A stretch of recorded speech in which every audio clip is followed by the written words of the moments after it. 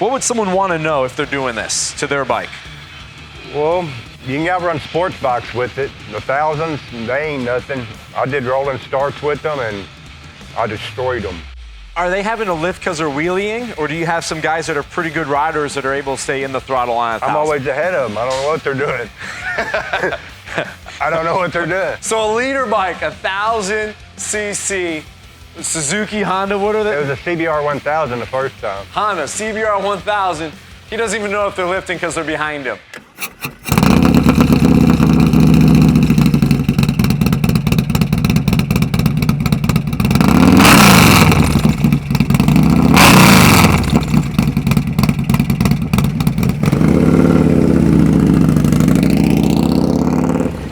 She's rowdy. First impression was crazy smooth, but second, third, fourth gear is absolutely insane. I'm lucky I don't have a lot of money. It's so good. Yeah, I can't believe how smooth it is though. I'm just like cruising, all I take on the freeway, put her in second, cruise, put it in third, and then just got on it and on into fifth, and I was like, this thing's so crazy. 181 horse. This thing's wild.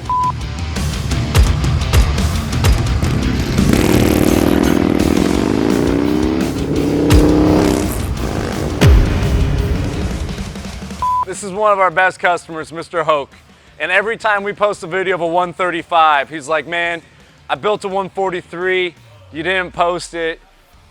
So he came in for his first service. We have the bike here, we have him here, so we can get some real feedback from a rider of what it's like to ride a 180 plus horsepower beast. And it's got a pair of these in it. 4.5-inch bore. This is one that hasn't gone through the final bore and hone yet, but massive, massive cylinder, not only in the diameter of the cylinder, but how thick the sleeve is in that guy.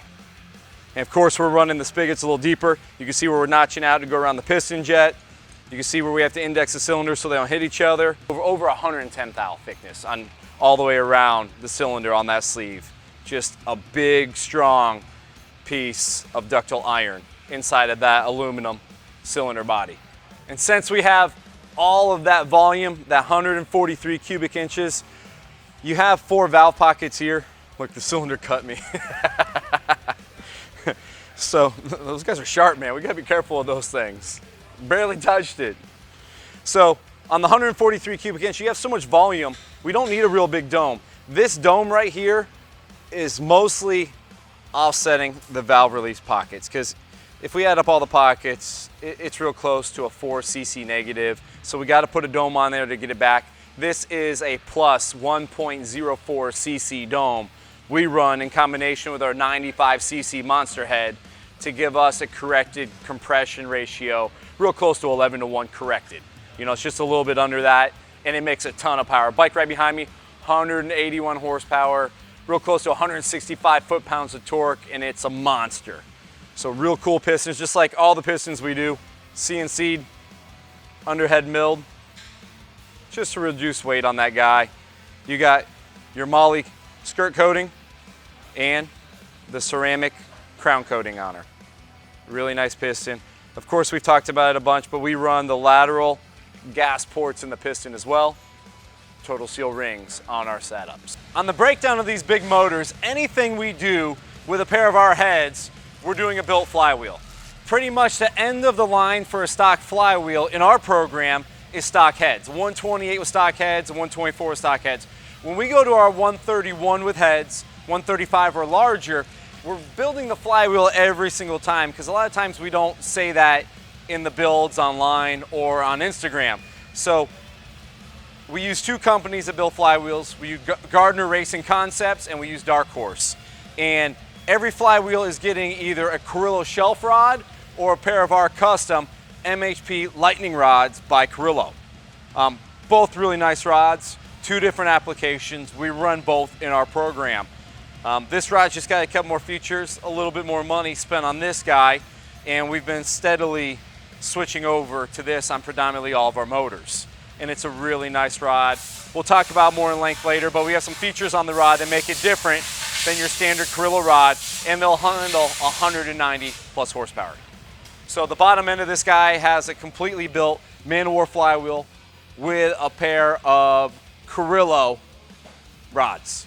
The cylinders are the cylinders we just showed you a minute ago. They are a stock Harley Davidson jug with a brand new 4.5-inch sleeve inserted in them. It's got our monster heads on it, plus 2.5 millimeter oversized valves with the real unique square port that Frankenstein and us have done in our partnership. The monster manifold also has a proprietary square port that matches up to that head, and we paired that with a 70 millimeter throttle body. This 143 cubic inch M8 monster is paired with a Star Racing 615 full race cam, and you can really tell on the dyno sheet when she's getting up there in the RPMs, it's letting loose. And we are running this on pump gas, so 180 plus horsepower on pump gas. It's got a horsepower incorporated V2 air cleaner setup that is made for a 70 millimeter throttle body, right from horsepower incorporated, clean intake, it looks good. Sometimes you'll see us do a wider one. The wider one does flow more air. It does help these guys get a little more horsepower on the top end. It just gets in the way of your leg. This guy with this air cleaner, it might sacrifice a couple horsepower, but it gives you more room when you're on the motorcycle. The D&D, it flows enough to make the 180 horsepower. It has the sound. We predominantly stick to about 4 or 5 different exhaust pipes that we like, that works really well. Like a lot of our big horsepower builds, this bike got a pair of BSTs front and rear. The front end has the Twin Tech BST with the new Gaufler super light rotor designed to go with either a factory Harley Davidson wheel setup in their bobbins, or if you're going to do a BST with a spoke mount brake setup, you can run these Gaufler rotors. On the rear, it's got the same Gaufler rotor. It's got a Twin Tech BST underneath the rear end under those bags. We've never seen a destroyed BST yet, and we have hundreds of sets out there on the road. Awesome wheel. If you're going to break a stock rim, you're going to break a BST. I mean, they're just as strong, they can handle a lot. So just because it's covered in fiber doesn't mean you got to be sensitive with the tire. I've hit a lot of potholes with mine, some hard stuff. Have never had a problem with the rims on my bike either. Let's go over the drivetrain, what's done in the primary and the transmission. So the primaries, our number one go-to is the new MHP Comp of Power. It takes the stock compensator Harley has, we replace the comp ramp with a pretty much indestructible piece of steel that's tempered, it's polished, it's made out of billet steel, it'll handle anything you could throw at. We've never seen a broken one yet. And it's the smoothest power delivery from any other compensator on the market because it works how Harley designed it. All the pieces behind it and then incorporated with it is the stock Harley components that can be replaced at any Harley Davidson dealership out there. So the spring pack behind it is a stock spring pack. The bolt that's holding the compensator on is a stock bolt, and it works the way it was designed from Harley Davidson, and they did a very good job making it so it's not making noise at idle, and the power delivery when you're getting off of the clutch and you're releasing and you're rolling on the throttle, nice and smooth. The Recluse torque drive clutch is our clutch of choice. We like to pair components with other components made by the same manufacturer, so the torque drive clutch is paired with a Recluse basket. We've gone back to a Harley Davidson stock primary chain tensioner. It was designed to work with their compensator, and the whole package is now our go-to on every bike. Paired behind the primary, on this guy with all this horsepower, a ton of questions. You gotta build the transmission. Well, it's all about the rider. I've never blown a transmission in any of my bikes. Ton of track time, ton of burning tires off on the street, and it's all about how you're doing delivery of the power. You have to get off the gas to shift. So when you're shifting a bike and you're hot rodding it, you should go full power, lift, shift back into it. If you're not lifting on the throttle, you're going to break parts in your primary, you're going to break your transmission. So if you're operating it properly, that's the stuff you don't have to worry about. But we all get excited. We all have moments on our bike where we're letting it eat, that we do stuff that might not be perfect. And when that happens, you know it happened. You're like, ooh, I'm glad nothing broke. So just wanted to go over the operation. Just a little bit of release on your clutch, but get out of the throttle. The key is to let up on this throttle. We talk to a lot of guys that are shifting with clutch, and they just keep this guy pinned, and that is going to cause a failure down the road. So stock transmission in this guy. In the rears, Legend suspension. In the front of the Road King, the nacelle on a Road King just looks real pretty. Harley did a great job. He's got a pair of GP cartridge kit up front. It's got a Shorty carbon fiber fender on this bike, and there's two companies we go with. We deal DTF and we deal Hoffman. Real clean bike, real simple. In all reality, unless you heard it coming up on you, you'd have no idea that it makes 160 foot-pounds of torque at 3,400 RPMs. It bumps up to 164 at 5,000 RPMs, and it doesn't go below 160 until you're like at 5,700 RPM. So 160 foot-pounds of torque from 34 all the way to about 57. And even when we're getting off the gas on the dyno sheet, it basically crosses back under 140 when we lift, and that's at 6,700 RPMs on this dyno sheet. She crosses the 140 horsepower mark at 4,500, and then she hits 180 pretty much as soon as she crosses the 6,000 RPM threshold and just holds it. It's just a beast. We got Mr. Hoke here. We'll grab him. We'll get some real testimony from him. He says street bikes can't handle this bike, and he's no spring chicken. So let's go grab him and we'll get some real testimony from the rider when you got some power like this. Okay. Let's go look at your bad boy, Okay, so you can tell everyone what to expect when they have something that mean. All right, Okay, come on. let's go. We talk a lot about the power, what we think they do, but I think what the viewers want to know is like what your experience been, because you went from, was it a stock 114 when we got it? 131. It was a Harley 131? Yeah. Was it their whole setup with their exhaust on it? No, I had a D&D. A D&D, and it was retuned. No, with the Screaming Eagle tune. Screaming Eagle tune. Which So is not good. you went through that process and had that. Explain the difference going from a 131 with Harley's tuner in it to the 143 when you got it back with us. Of how different they were. It's about 3 times as much going from a 114 to the 131. It's way different. The 131, I didn't really respect the bike. This one here, you gotta respect it. It'll make you tap out. It'll make you let go of the throttle. So what are you noticing when you're grabbing a handful of throttle? I have a hard time hearing. I'm hard of hearing, so sometimes I hit the red blender because in Texas I ride without a helmet. I can hear better, but the helmet, I gotta really pay attention to my shifts. So it's out of control. It's ridiculous. It'll go. There's no reason to even really hit 7 unless you're really racing someone and you got some money on the line or your reputation on the line. There's no reason to hit 7 or 7,200 RPMs. I mean, when you're hitting 6, you've been in it long enough where you're ready for the next shift point to come. But I mean, shifting this bike all day long at 65, no issues there. Yeah. And they just make a ton of power. I mean, anything from 35 up, it's just a monster. Oh yeah. And I noticed the tire's ripping loose and you really don't even hear it. Yeah. Have you noticed that on this? Yeah. Yeah, it will bust them loose. I got the Metzler tire on my bike, so it's a pretty good tire. Yeah, on this bike, we outfitted it with the BSTs and the Cruise Tech. So that's Metzler's new tire.